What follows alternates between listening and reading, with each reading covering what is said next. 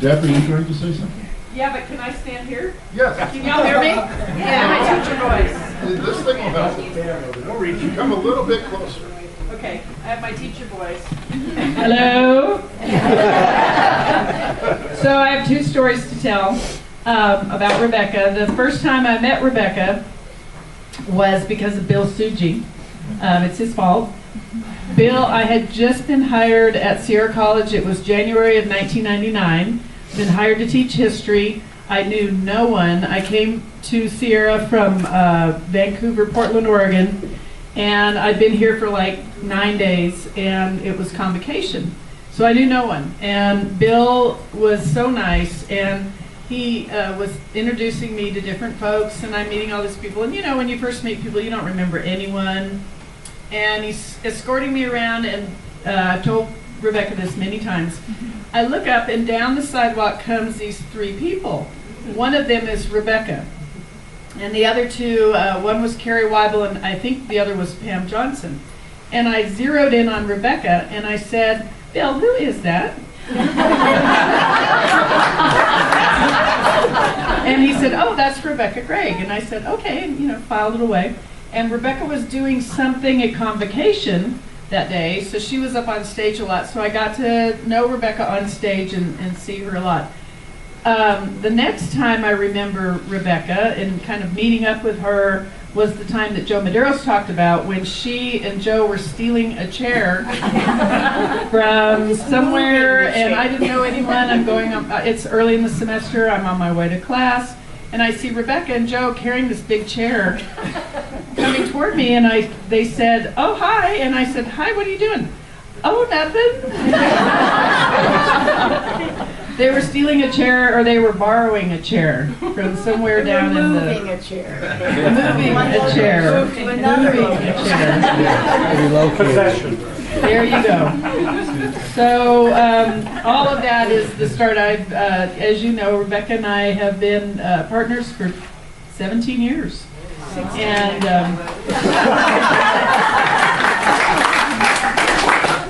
she is always a teacher. Always a teacher. Always. Thank you.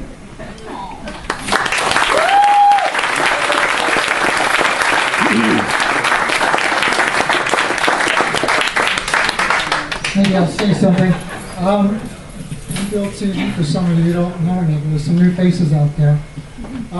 One of the finest projects I think that the college has ever embarked upon is the Standing Guard Project.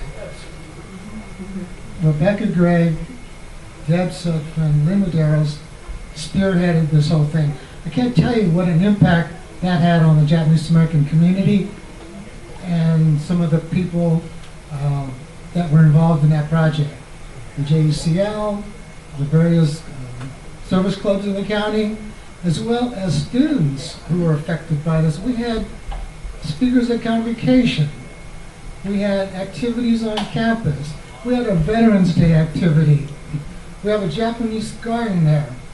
And I can remember when the huge boulders were brought in, Rebecca was guiding those people on where to lay the boulders so they would look artistically correct. It was wonderful. And I think I haven't been on campus for a while, but the garden is, I'm sure, still there. But without the help of those three in particular, and spearheaded by Rebecca, that would not have happened. And I just have to say, the impact on the Japanese American community was tremendous. One thing I feel bad about is that Rebecca and Deb, I know, have gone to Manzanar several times. They've gone to Tootie Lake on pilgrimages. Manzanar, I have not been there since I was born there. So I have to do that one of these days. And every time I see them, I feel guilty about that. You know? But I will one day. Thank you, Rebecca, and also to you others who were involved in that. That was fantastic. I'd have mentioned that a little bit. You can't imagine what an impact that had on the Japanese American community. Thank you.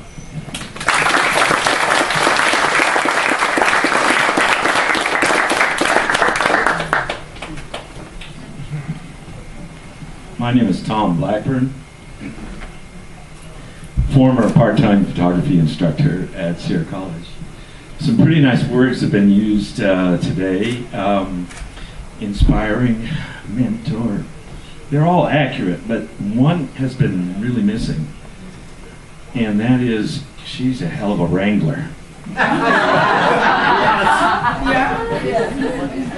She took a bunch of us, sort of ne'er-do-well photography, semi-instructors, hobbyists, etc., and both or cajoled,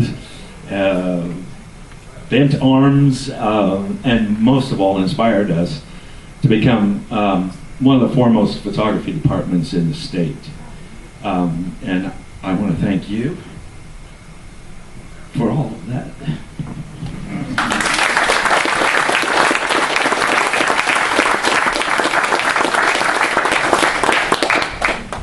All right, Ron handed me the mic, so I'll say a couple of words. As you know, I'm proud to be here among several past presidents at Sierra College, but as the current president, you know, I was thinking today, as I put a little card here for you, and you know, I've only been here 5 years at Sierra College. 5 years is a pretty good tenure, though, but not yeah, for college presidents these days, I guess it's a really good tenure.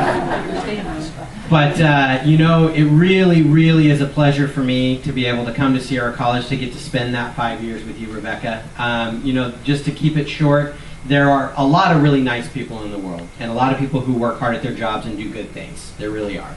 There are a few people that you can say they make everybody around them better. There are even fewer people than that you can say they make the people around them want to be better. And that's who you are. So thank you.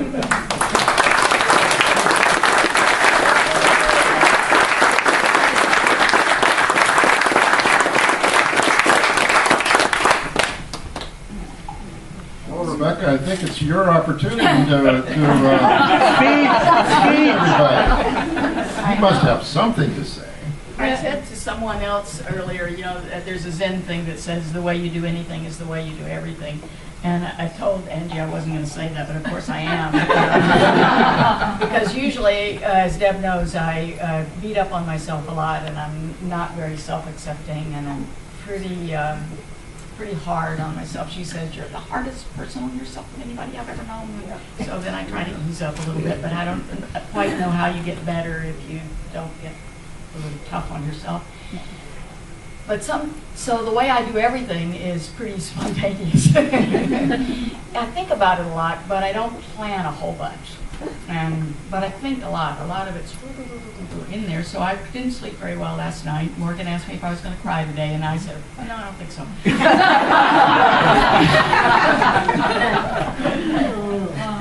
Tom and I cry regularly. Andy and I cry most when we're saying something sweet about students. And then we just well up and kind of look at each other for a bit.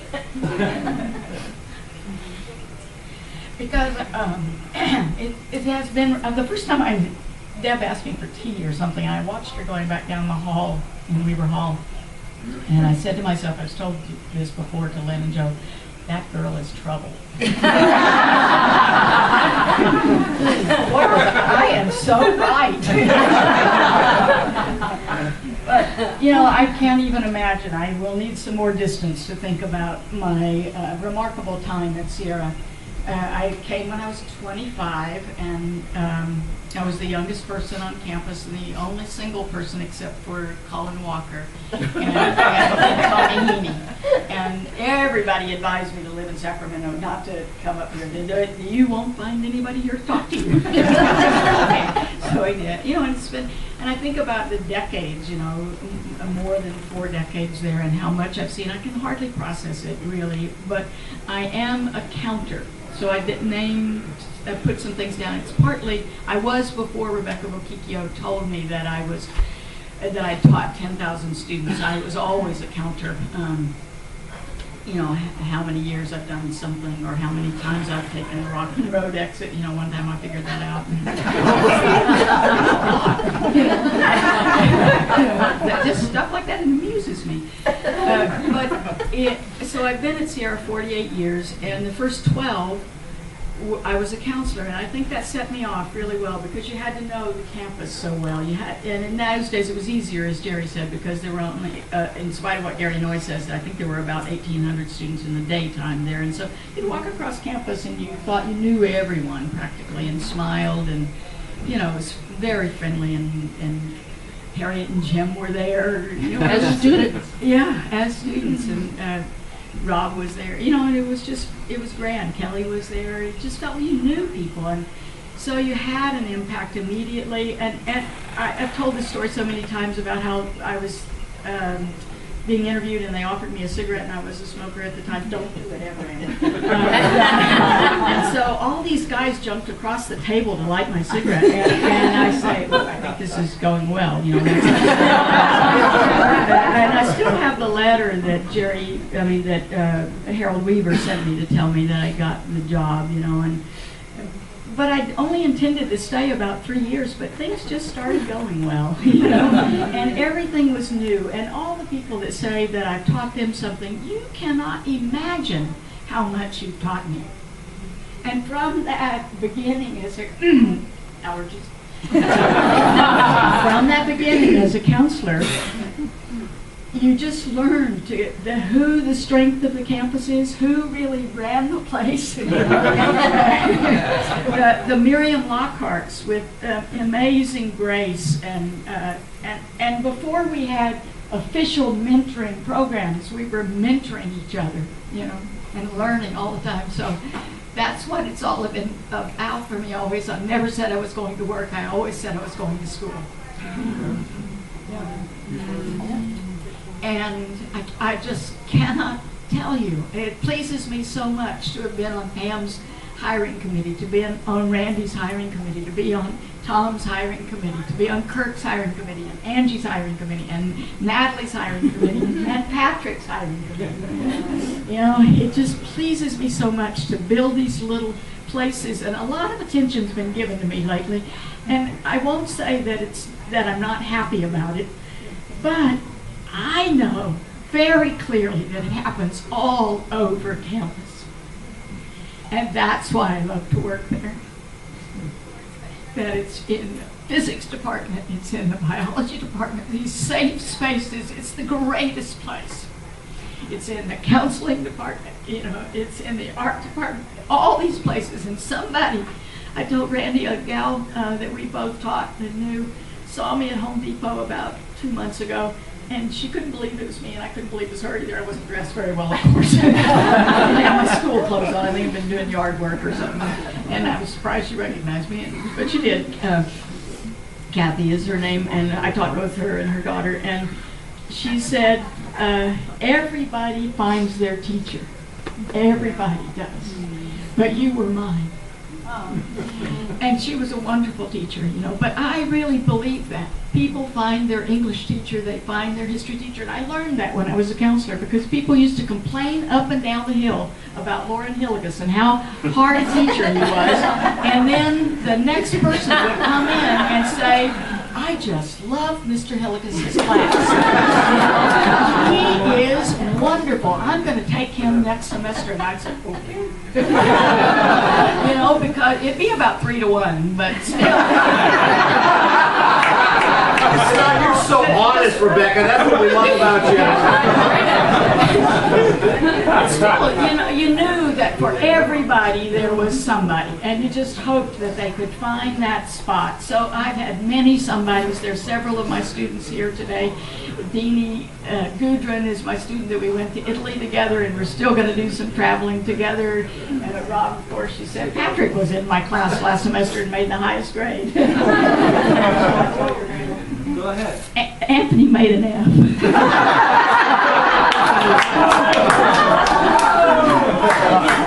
But he's never held it against me, and I haven't held it against him either.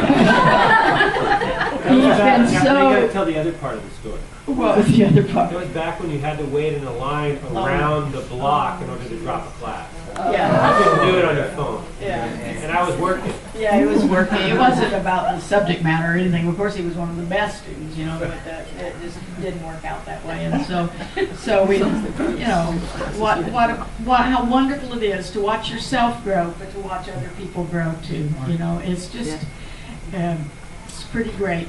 So I was going to give you some numbers, but they don't mean much now. In a way, like, you know, get this. I've written 16 different photography courses and taught 18 of them, all processes, and which Randy does an extraordinary job of if you want to take it in the fall.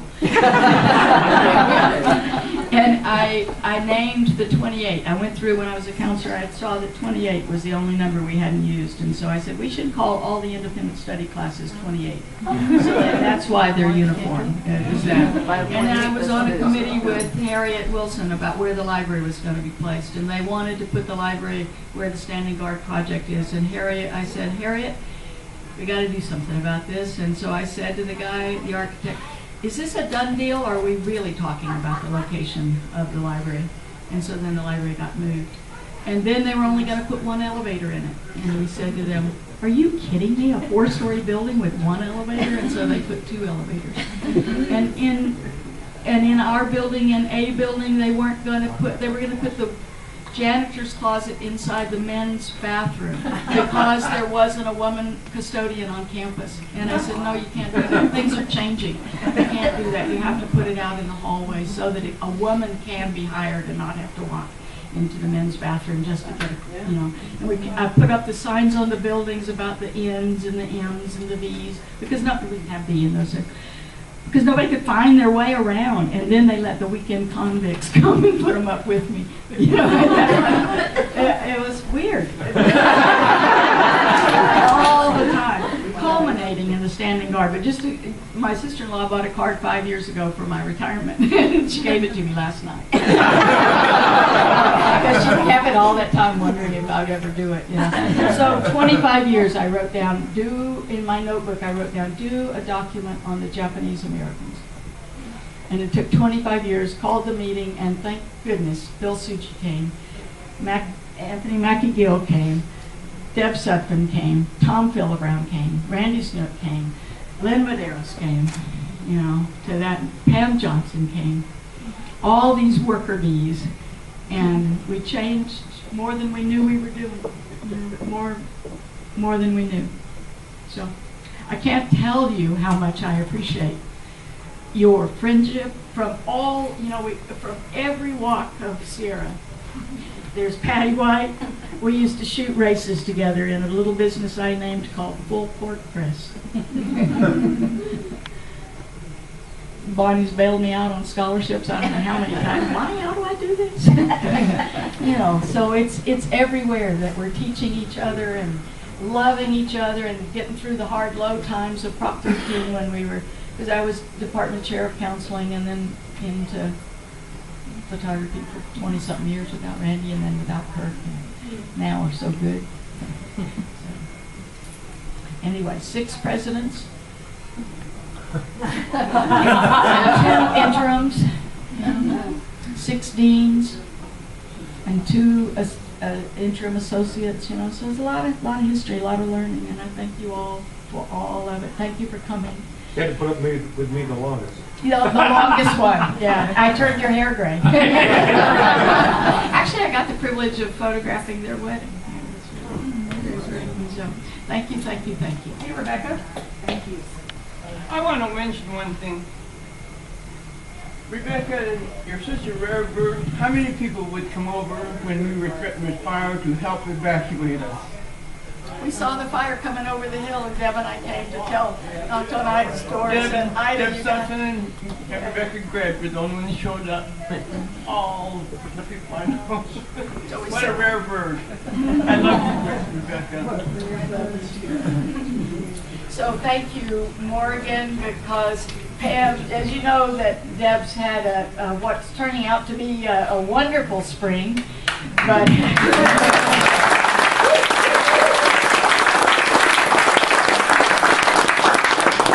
she's been lazing around, taking it easy, taking a break, you know, this spring, and has been handling the trials of uncertainty about her vision. really well with the help of, especially of Lynn and Joe, our extended family, and giving such wonderful things. Well, she told, I didn't want to have a party. Can you imagine? But I'm a little on the shy side. That's what I worry about. I have a melancholy side, and I have a shyness about me that students have always helped me through. And see, I think there's three things. There's your subject, you fall in love with your subject, you fall in love with your colleagues, and you fall in love with students. And any one of those can go bad, but the other two will carry you through. And none of them is going to go through be bad for very long, you know. And I've just been blessed by all three. I love my subject, I love my colleagues to pieces, and they're just great. And the students, even the ones that you wish you didn't remember,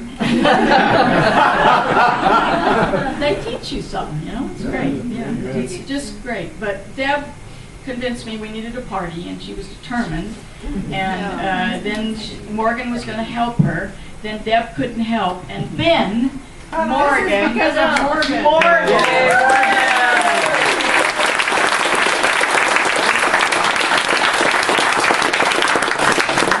I grew up to be a party planner.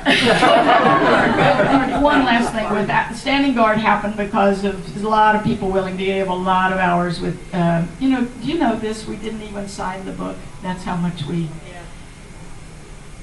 believed in it, you know. It didn't seem right to sign it. You know.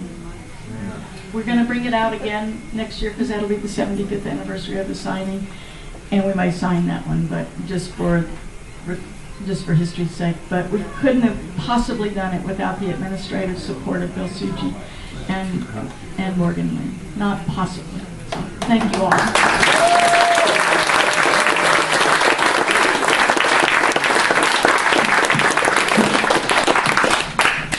Hey, are they going to make your office like into some kind of a Oh, treasure or something? I think Sunball's going to do tours and with the geology department. I'm sure that the paleontologists are going to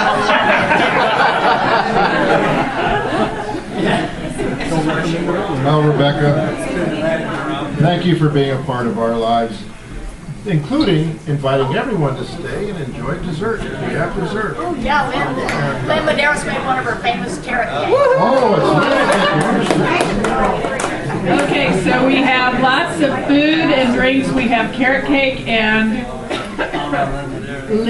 lemon bars, chocolate chip cookies a la Lynn Medeiros.